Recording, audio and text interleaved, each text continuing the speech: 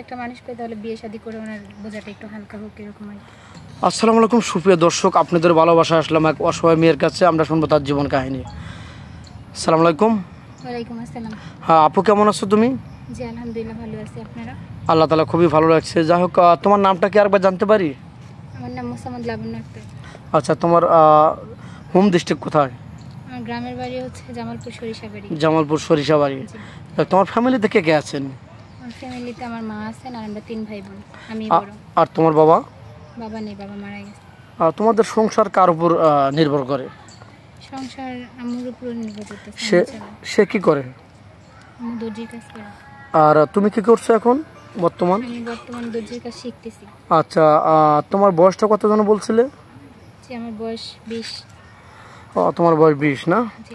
তো এখন তুমি কি চাচ্ছ? তোমার ফ্যামিলি একটু দরিদ্র বা খাওয়া টাপ এবং লেখাপড়া করতে পারতেছো না, তোমরা 3টা ভাই বোন নিয়ে চলা খুবই কষ্ট। এখন কি মানুষের কাছে সহযোগিতা চাচ্ছ না বিয়ে শাদী বসে তোমার আম্মুর বোঝাটা একটু হালকা করতে চাচ্ছ? কোনটা যাচ্ছি যে যদি ভালো একটা মানুষ পেয়ে তাহলে বিয়ে শাদী করে ওনার বোঝাটা একটু হালকা হোক এরকম আর কি।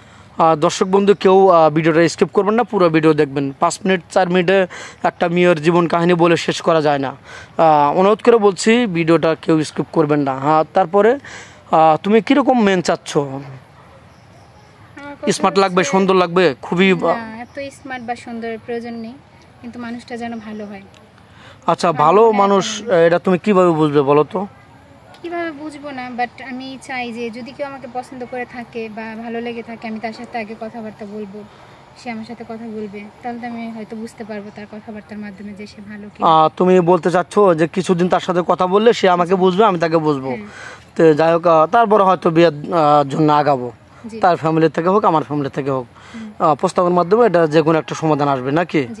তো যাই হোক, এখন তুমি অসহায় দরিদ্র, আমাদের ভিডিওর মাধ্যমে তোমার কোনো সাড়া পেলে বা ভালো লাইফ সেটেল হলো, ভবিষ্যতে তার সাথে প্রতারণা করে অন্য ছেলের হাত ধরে চলে যাবে কিনা? না, এরকম কিছু হবে না ইনশাআল্লাহ। এরকমটা যদি হয়, অন্য অনেক প্রবাসী পুরুষের মানে ভাইদের এরকম হচ্ছে, 5-7 বছর বাচ্চা রেখে 10 লাখ 20 লাখ টাকা পয়সা নিয়ে আরেকজনের হাত ধরে চলে যায়, তার জীবন বরবাদ করে নষ্ট করে।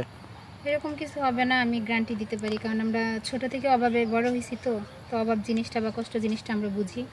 তো আমি চাই না যে আমি অন্য কাউকে ঠকিয়ে নিজে সুখে থাকবো বা ভালো থাকবো, এরকম কোনো চিন্তা ভাবনা আমার মধ্যে নেই। নামাজ কালাম তো পড়ো না, তুমি তো মুসলমান।